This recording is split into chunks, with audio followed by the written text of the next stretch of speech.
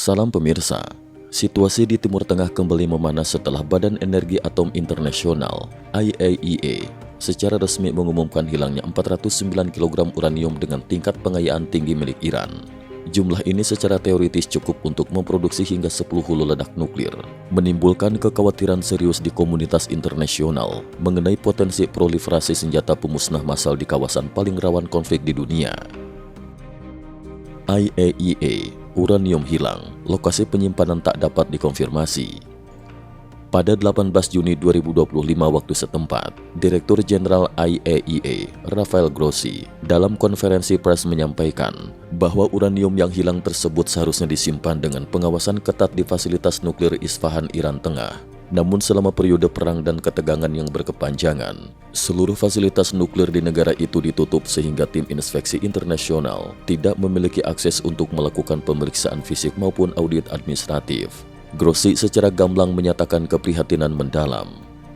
Saya tidak begitu yakin selama masa perang seluruh fasilitas nuklir ditutup dan tidak bisa dilakukan pemeriksaan, tegasnya. Pernyataan ini menambah kecemasan di tengah spekulasi mengenai kemungkinan pengalihan uranium ke program militer rahasia atau bahkan keluar dari wilayah Iran. Washington siapkan opsi militer, ketegangan menuju titik kritis. Di tengah situasi yang semakin tidak pasti, Presiden Amerika Serikat, Donald Trump, memilih untuk tidak mengungkapkan secara rinci rencana selanjutnya di hadapan media. Ia hanya menegaskan bahwa keputusan akhir akan diambil pada detik-detik terakhir, menunjukkan sikap yang penuh perhitungan namun menambah ketegangan di level global. Laporan Bloomberg pada 19 Juni 2025 mengungkap bahwa pejabat tinggi Gedung Putih bersama sejumlah lembaga federal AS secara intensif telah melakukan diskusi internal terkait kemungkinan intervensi militer Amerika dalam konflik Israel-Iran. Bahkan, sumber yang memiliki akses ke lingkar dalam pemerintah AS menyebutkan bahwa aksi militer bisa saja dimulai akhir pekan ini, indikasi bahwa situasi benar-benar berada di ambang krisis terbuka. 3 tujuan strategis AS di Timur Tengah, analisis para pakar. Wu Jialong, seorang analis politik dan ekonomi senior, menyatakan dukungan penuh atas potensi pengerahan pasukan AS ke Timur Tengah di bawah komando Presiden Trump. Menurut Wu, pengerahan militer ini merupakan sinyal kuat bahwa Washington tidak lagi hanya bermain kata-kata, melainkan benar-benar berniat mengambil peran sentral untuk membentuk ulang tatanan geopolitik kawasan. Wu menyoroti 3 tujuan strategis utama yang diduga menjadi fondasi kebijakan Trump. 1. Menggulingkan rezim Iran.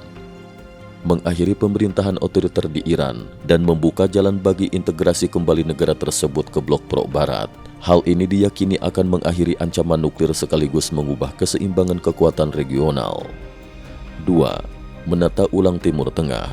Mendorong percepatan kesepakatan Abraham Accords, dan membangun fondasi perdamaian jangka panjang di Timur Tengah.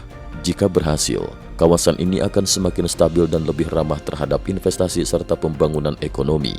3. Mengisolasi Tiongkok dan blok otoriter. Membongkar poros strategis China, Rusia, Iran, Korea Utara, sekaligus membuktikan kepada dunia bahwa Tiongkok bukan mitra yang bisa diandalkan, baik dalam hal pertahanan militer maupun ekonomi global.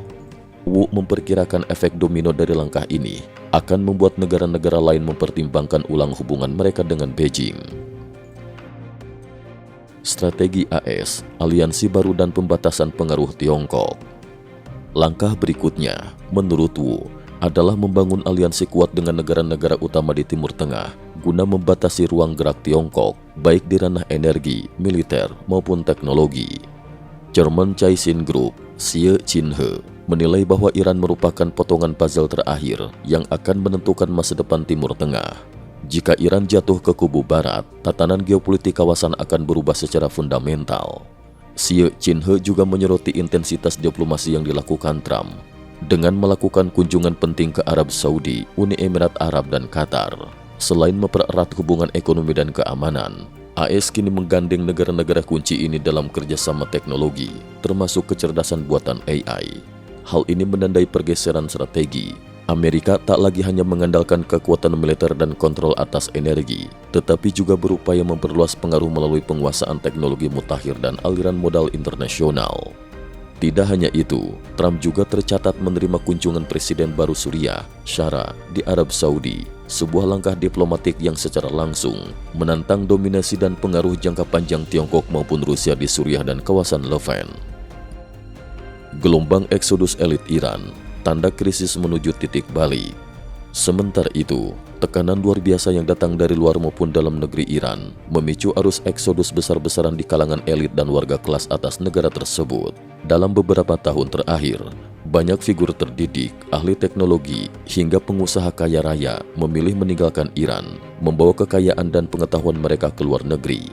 Hal ini semakin melemahkan fondasi sosial dan ekonomi di dalam negeri, menyisakan para petinggi yang dianggap hanya mementingkan posisi dan keamanan pribadi.